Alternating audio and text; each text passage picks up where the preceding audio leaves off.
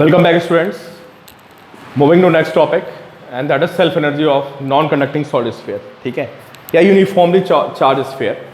अभी क्या करना है मुझे, पिछला वीडियो आप लोगों ने देख लिया है कि हमें सेल्फ एनर्जी कैसे निकालनी होती है, कि सिस्टम को बनाने में जो हमें वर्क करना पड़ता है वो उसकी सेल्फ एनर्जी होती है और वो बेसिकली पोटेंशियल एनर्जी ही होती है क्योंकि सिस्टम में स्टोर हो जाती है. तो और हमें क्या एज्यूम करना होता है कि सारे जितने भी चार्जेस हैं सिस्टम को बनाने में जो हम चार्जेस ला रहे हैं we are bringing from infinity. ठीक है, स्फेरिकल शेल आपने देख लिया है. तो अभी हमें क्या करना है, अभी हमें बनाना है एक नॉन कंडक्टिंग सॉलिड स्फीयर या बोले तो यूनिफॉर्मली चार्ज्ड स्फीयर में बनाना है जहाँ सारे चार्जेस इन्फिनिटी से आ रहे हैं. तो मैं क्या एज्यूम करूँगा कि मैं ये एज्यूम करूँगा कि जो देखो प्रॉब्लम क्या आ रही थी, प्रॉब्लम ये आ रही थी कि आप चार्ज को ला रहे थे और सिस्टम को बना रहे थे तो धीरे धीरे सिस्टम का पोटेंशियल बढ़ता रहता है, उसकी इलेक्ट्रिक फील्ड भी बढ़ती रहती है. तो हमें चार्ज को इनफाइनाइट से पुश करने में we have to perform some work. ठीक है, और जैसे चार्ज आएगा इसका पोटेंशियल बढ़ेगा तो इसका पोटेंशियल वेरिएबल होगा, है ना. तो जब चार्ज को लाओगे तो आपको वेरिएबल पोटेंशियल से डील करना पड़ेगा. ठीक, तो देखो अभी कॉन्सेप्ट कहानी क्या है कि अभी हम ये एज्यूम करेंगे कि जो हम सॉलिड स्फीयर बना रहे हैं उसको लेयर बाय लेयर फॉर्म कर रहे हैं. पहले एक लेयर फॉर्म की, फिर उसके ऊपर एक और लेयर फॉर्म की, फिर एक और लेयर फॉर्म की, और ऐसे हम लेयर्स को बढ़ाते चले जाएंगे और लेयर्स को बढ़ाते बढ़ाते finally we have a non conducting solid sphere. ठीक है, तो देखते हैं भाई कि मुझे एक नॉन कंडक्टिंग यूनिफॉर्म हेडिंग लिख लेना, self energy of uniformly charged sphere, self energy of uniformly charged sphere. और मुझे एक स्फीयर बनाना है जिसकी रेडियस r है और जिस पे टोटल चार्ज कितना है, टोटल चार्ज q है. ये मुझे एक स्फीयर फॉर्म करना है. सारे चार्जेस मैं इनफाइनाइट से ला रहा हूँ और मैं इसको लेयर बाय लेयर ऐसे ऐसे फॉर्म करूँगा. Where rho is q by 4/3 pi r cube. ठीक है, ये इसका वॉल्यूम चार्ज डेंसिटी हो गया. इसकी में ज़रूरत पड़ेगी एक्चुअली पूरे में, तो सबसे पहले इसको नोट कर लेते हैं 3q by 4 pi r cube. ठीक है, नोट कर लिया आप. तो अब देखते हैं भाई यहाँ पे क्यू चार्ज रखा है इनफाइनाइट पे प्लस क्यू, और मैं इसको लाके मैं स्फीयर बना रहा हूँ और किसी इंस्टेंट पे मैं यहाँ से क्यू चार्ज ला चुका हूँ. This charge is Q charge आ चुका है. ठीक है, और फिर मैं यहाँ से एक स्मॉल चार्ज डी क्यू लेके चलूँगा और इस चार्ज को मैं ला के इसके ऊपर एक लेयर बना दूंगा. दिस लेयर, ये एक लेयर बना दूंगा मैं इस चार्ज डी क्यू की, दिस लेयर डी क्यू. ठीक है, और ऐसा करने में I have to perform some work. और आप सबको पता है कि जो वर्क होता है Q इंटू डेल्टा वी. तो this charge is D Q and into delta we मतलब इसका पोटेंशियल जो कि V है और माइनस इन्फिनिटी का पोटेंशियल जो कि 0 है. तो this is D Q V. तो पहले V को लिखते हैं. यहाँ पे V कितना होगा, V is K Q by are. भाई इस पर ऑलरेडी क्यू चार्ज आ चुका है और इसकी रेडियस R हो चुकी है. तो दिस पोटेंशियल ऑफ जो इसका सरफेस का पोटेंशियल होगा that will be K Q by R. Now what about D Q. ये डी क्यू कितना होगा, मैं इसके बारे में सोचना है. दिस डी क्यू जो इसके ऊपर एक लेयर बन चुकी है इसके बारे में सोचना है कि what about this D Q. तो देखिए इसका वॉल्यूम कितना होगा बताइए. What will be its volume. जो हमने एक लेयर बनाई है आप सबको पता होना चाहिए, बहुत बार डिस्कस कर चुका हूँ कि स्फेरिकल शेल के ऊपर जो छोटी सी r पे dr थिकनेस की जो स्फेरिकल शेल होती है उसका वॉल्यूम होता है 4 पाई r स्क्वायर dr. इसको नहीं पता है तो मैं बता दूँ कि जिसका वॉल्यूम होगा, है ना, volume of this shell small, ये होगा एरिया 4 पाई r स्क्वायर. हर बार मैं बताता हूँ आपको. और इसकी थिकनेस dr, तो this volume is 4 pi r square dr. ये एक वॉल्यूम मैंने इसके ऊपर एक लेयर बना दी और इस पूरे की डेंसिटी रो है, यूनिफॉर्मली चार्ज है. तो आपको सबको पता है जो इस पे जो चार्ज होगा वो होगा volume charge density into volume. तो volume charge density is rho and into volume is 4 pi r square dr. Rho हमको पता है कितना है, रो इज 3q बाई 4/3. चलो रो की वैल्यू बाद में पुट कर देंगे. ठीक है, तो this is D Q rho into 4 pi r square dr. ये हमारी रो की वैल्यू आ गई. ठीक है। तो डी क्यू की, sorry this is D Q. तो डी क्यू और वी दोनों की वैल्यू पुट करते हैं।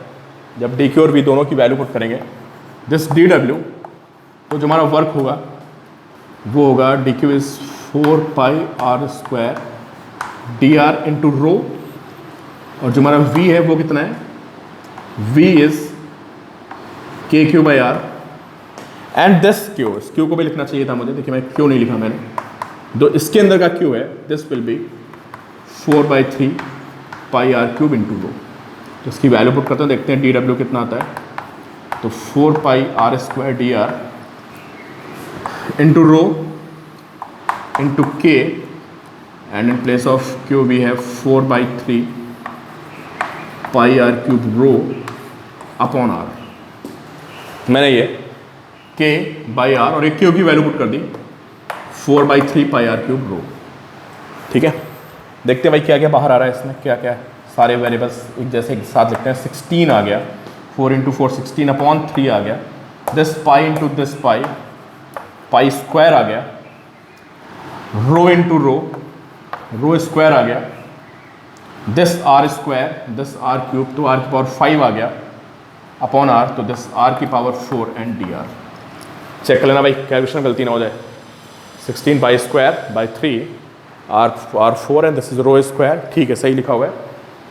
ये हमें इतना वर्क परफॉर्म करना पड़ा।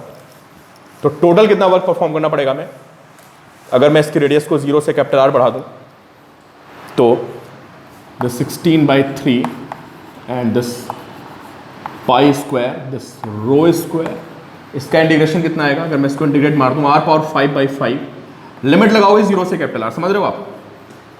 टोटल आपको रेडियस कहां से कहां तक बढ़ानी है, आपको रेडियस बढ़ानी है 0 से कैपिटल आर तक। तो जो आप इसमें लिमिट लगाएंगे 0 से कैपिटल आर, इसका इंटीग्रेशन आएगा आर की power 5/5 and limit from 0 to capital R, तो यू विल गेट 16/3 इंटू 5 15, ठीक है, and pi square and rho square into limit put करेंगे, you will get r power 5, 0 तो 0 आपका कैंसिल होगा। तो दिस इज वर्क परफॉर्म्ड। अब यहाँ पे रो की वैल्यू पुट कर देते हैं और देखते हैं क्या आता है। तो we have 16/15 pi square, this R power 5, rho भी हमने लिखा था, रो की वैल्यू कितनी आई थी 3/4 पाई आर क्यूब, ये रो की वैल्यू आई थी, ठीक है। के मिसिंग हो गया, आई गेस के भी था हमारा यहाँ पे, ठीक है, ये के भी था साथ में, के मिसिंग हो गया है, लिख लेना 16K, ठीक है। ये इसकी वैल्यू आ गई, और इसका क्या है, इसका स्क्वायर है, तो 16K/15 pi square R power 5 and this is 9 Q square upon 16 pi square R power 6, square मार दिया मैंने इसका, ठीक है। और स्क्वायर मारने के बाद जो इसकी वैल्यू आएगी द 16/15 इंटू के पाई 16 pi square, 16 pi square cancel हो गया, दोनों कैंसिल हो गए, ठीक है। तो वी हैव ये 16 पाई स्क्वायर कैंसिल, तो कितना बचा ऊपर 9/15, और यहाँ से 9/15 है, 3 से कैंसिल होगा, तो we have 3/5 and into K, this K and this R power 5 by ये अपॉन आर, ठीक है। दिस इज,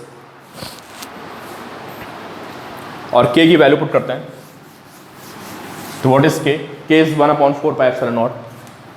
तो जब के की वैल्यू पुट करोगे तो यू विल गेट, क्यू कहाँ गया यार, बार बार Q square, this is Q square, तो 3Q स्क्वायर बाई के की वैल्यू होती है 1/4, तो this will be 20 pi epsilon naught. क्या कर रहा हूँ यार मैं, K is 1/4 pi epsilon naught, तो this will be 20 pi epsilon naught R. ये हमारा वर्क आ गया, जो हमने वर्क किया वो सिस्टम में स्टोर हो गया है। फॉर्मूला डायरेक्टली याद करना है, ये फॉर्मूला में डायरेक्टली याद करना है कि जो energy stored in the system होती है that is 3/3Q square by 20 pi epsilon R. सीधे जही में इसमें क्वेश्चन पूछा जाता है directly, you can expect same question directly आपको नीट में पूछ लेगा कि भाई सेल्फ एनर्जी का फॉर्मूला बता दो कि स्फेरिकल शेल की सेल्फ एनर्जी कितनी होती है और यूनिफॉर्मली चार्ज्ड स्फीयर की सेल्फ एनर्जी कितनी होती है। तो ये फॉर्मूला आपको रेक्टिफिकेशन करना पड़ेगा, ये आपको याद करना पड़ेगा कि this is self energy of sphere. जो हमें उसको लाने में वर्क करना पड़ता है वो हमारा एनर्जी के फॉर्म में स्टोर जाता है। ठीक है, तो ये फॉर्मूला आपको ध्यान रखना है।